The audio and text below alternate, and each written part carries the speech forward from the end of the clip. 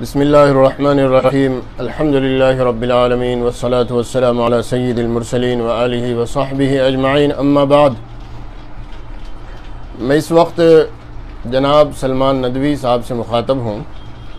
ساری دنیا جانتی ہے کہ اس وقت سلمان ندوی صاحب کا محبوب مشغلہ صحابہ کرام رضی اللہ عنہم اجمعین کی مقدس اور پاکیزہ جماعت پر تبرہ اور دشنام ترازی ہے۔ حضرت معاویہ رضی اللہ تعالیٰ عنہ سے انہوں نے سلسلہ شروع کیا تھا تقریباً 2 سال پہلے۔ اکابرین اور اسلاف کا متعدد علماء کا یہ مقولہ کتابوں کے اندر درج ہے، جن میں امام نسائی رحمۃ اللہ علیہ بھی ہیں اور امام بخاری کے استاد ابو توبہ ابن ربیع وغیرہ ہیں کہ معاویہ ستر لاصحاب النبی صلی اللہ علیہ وسلم، حضرت معاویہ اصحاب رسول کے لیے پردہ ہیں۔ بعض لوگوں نے دروازہ بتایا ہے، جو اس دروازے کو یا اس پردے کو کھولنے کی پھاڑنے کی کوشش کرے گا وہ بقیہ صحابہ کے اوپر بھی یقیناً جری ہوگا۔ یہی جناب کے ساتھ بھی ہوا ہے۔ حضرت معاویہ رضی اللہ عنہ سے تبرہ کا سلسلہ شروع کیا اور پھر ہوتے ہوتے ہوتے اب مسلسل ترقی کرتے جا رہے ہیں۔ اب شاید ہی کوئی صحابی بچا ہو جو ان کی زبان کی دشنام ترازیوں سے محفوظ ہو۔ سارے صحابہ کو گالیاں دے رہے ہیں۔ حضرات شیخین بھی ان کی زبان سے محفوظ نہیں ہیں۔ اپنی کتابوں میں اور اپنی تقریروں میں انہوں نے حضرات شیخین کو بھی مطعون کرنے کی کوشش کی ہے۔ اگر کسی کو یقین نہ ہو تو کتابیں دیکھ لیں، ان کی تقریریں سن لیں، ہمارے پاس ثبوت موجود ہیں۔ مثلا حضرات شیخین کے اوپر یہ الزام لگایا کہ انہوں نے حضرت علی کا حق، جو خلافت حضور کے بعد خلافت حضرت علی کا حق تھی، تو شیخین نے اسے ہتھیایا۔ حضور انہیں لشکر اسامہ کے ساتھ بھیجنا چاہتے تھے، وہ نہیں گئے۔ انہیں پتہ چل گیا حضور کا آخری وقت ہے، اس لیے نہیں گئے اور حضرت علی رضی اللہ عنہ کا حق ہتھیایا۔ سقیفہ بنو ساعدہ پہ حضرت ابو بکر اور عمر حضرت علی کو نہیں لے کر گئے، بغیر بتائے چلے گئے اور وہاں جا کے خود ہی خلافت کی بیعت کر لی، حالانکہ حضرت علی کے ہاتھ پہ بیعت ہونی تھی۔ اس طرح کی باتیں کہ آخری وقت میں حضور نے قلم اور کاغذ مانگا، حضرت عمر نے منع کر دیا۔ یہ سب باتیں شیعہ کتب سے انہوں نے لی ہیں اور یہ شیعوں کے اعتراضات ہیں۔ شیعہ حضرت ابو بکر کو بھی کافر کہتے ہیں معاذ اللہ، حضرت عمر کو، حضرت عثمان کو، ام المومنین عائشہ صدیقہ رضی اللہ، ان سارے صحابہ کو کافر اور نہ جانے کیا کیا کہتے ہیں شیعہ۔ تو وہی شیعوں کے چبائے ہوئے لقمے سلمان ندوی نے اٹھائے اور شیعوں کی کتابوں سے سرقہ کر کے اہل سنت کے اوپر رعب جما رہے ہیں۔ دیکھو میرے پاس دلیلیں ہیں، دیکھو میرے پاس کتابیں ہیں، دیکھو میں اتنا بڑا محقق اور محدث اور مفسر ہوں۔ ارے جناب ساری دنیا جانتی ہے جو باتیں آج کر رہے ہیں شیعہ ان باتوں کو 1400 سال سے کرتے ہوئے آ رہے ہیں اور یہ شیعوں کی کتابوں میں لکھی ہوئی ہیں، بھری ہوئی ہیں۔ اگر آپ کہیں آپ نے جو بکواسات کی ہیں، الحمدللہ ہم شیعوں کی کتابوں سے وہ ساری باتیں من و ان بالکل بعینی دکھا سکتے ہیں۔ آپ یہ رعب کسی اور کے اوپر جمائیں۔ شیعوں کی کتب سے حوالے نقل کرنے کے بعد، شیعوں کی کتب سے سرقہ کرنے کے بعد اہل سنت پر رعب جما رہے ہیں، تو صحابہ کرام پر تبرہ کرتے جا رہے ہیں۔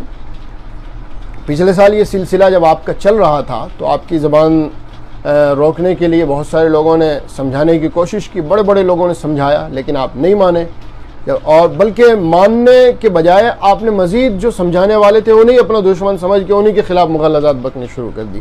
نتیجہ یہ ہوا آپ کو ذلیل کر کے دھکے مار کر ندوۃ العلماء جیسے اہل سنت کے ادارے سے باہر کر دیا گیا۔ اب آپ کے پاس کوئی راستہ نہیں بچا۔ آپ اپنے 10 بائی 10 کے کمرے میں بیٹھ کر آپ نے کیمرے کے سامنے پھر سے مغالطات کا سلسلہ شروع کر دیا۔ جب آپ کی زبان نہیں رکی تو ہم نے گزشتہ سال آپ کا چیلنج قبول کیا تھا مناظرے کا، تحریر کے ذریعے بھی، تقریر کے ذریعے بھی۔ جب چیلنج قبول کیا گیا چاہیے تو یہ تھا آپ مناظرہ کرتے، لیکن آپ نے فرار اختیار کرنے میں ہی عافیت سمجھی اور آپ میدان چھوڑ کر چلے گئے۔ ہم نے سمجھا کہ چلو کم از کم اگر توبہ نہیں کرتے تو اس زبان کو خاموشی رکھیں، لیکن ہوا یہ کہ 1 سال کے بعد ٹھیک اس سال ماہ محرم میں آپ نے وہی بکواس پھر سے، بلکہ اور زیادہ بڑھا چڑھا کر آپ نے پھر سے بیان کرنی شروع کر دی، صحابہ کو پھر مطعون کرنا شروع کر دیا۔ حضرت معاویہ، عمر ابن عاص، مغیرہ ابن شعبہ رضی اللہ عنہم اجمعین سے ہوتے ہوئے اب آپ حضرت ابو ہریرہ رضی اللہ تعالیٰ عنہ تک پہنچ گئے۔ کہہ رہے ہیں ابو ہریرہ جو امت کا سب سے بڑا مایہ ناز معتمد محدث ہے اس امت محمدیہ کا، آپ نے اسے مطعون کر دیا۔ وہ حدیثیں گول کر دیا کرتے تھے، وہ بنو امیہ کے ڈر سے حدیثیں نہیں بیان کرتے تھے، وہ تو درباری ملا تھے، سرکاری مولوی تھے۔ یہ آپ کے گندے الفاظ ایک عظیم صحابی کے بارے میں کون مسلمان ہے جو برداشت کر سکتا ہے ان باتوں کو؟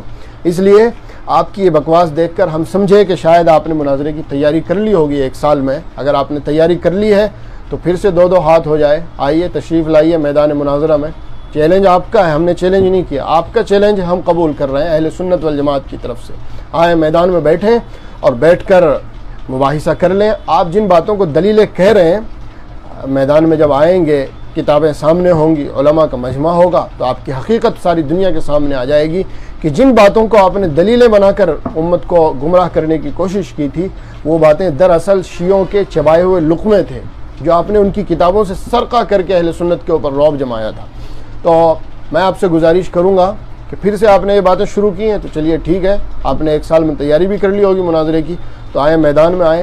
گزشتہ سال ہم نے جو تحریر لکھی تھی اس میں ہم نے 2 شرطیں لگائی تھی، یا تو آپ آئیں، اب کی بار بھی وہی کہہ رہے ہیں، یا تو آپ تشریف لے آئیں ہمارے ہاں۔ اگر آپ آتے ہیں تو آپ کے جملہ اخراجات، آپ کے قیام و طعام کا نظم، یہ انشاءاللہ ہمارے ذمہ ہوگا، اور اگر آپ نہیں آتے تو ہم آ جاتے ہیں لکھنؤ۔ آپ کہیں کہ آپ لکھنؤ آ جائیں، ہمیں لکھنؤ آنے کی دعوت دیں تو ہم انشاءاللہ لکھنؤ آ جاتے ہیں، اور اگر ہم لکھنؤ آئیں گے تو اگر آپ چاہیں تو بھی ہم آپ سے 1 روپیہ لینے والے نہیں ہیں۔